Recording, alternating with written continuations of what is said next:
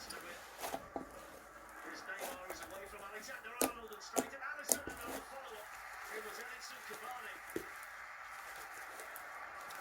First bit of life that we've seen from PSG in the Liverpool penalty area.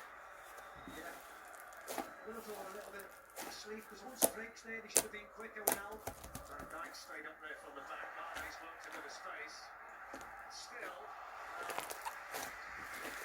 in the 6 years, and he marks it with a goal in front of the Kop. Liverpool off the right in the Champions League. It's Liverpool 1. It's Neymar, and the Liverpool woman does his job. Comes in, takes his eye off them. Took a little bit long to play the ball, and then Wijnaldum. It's not goal! It is a penalty, no doubt about that. Experience.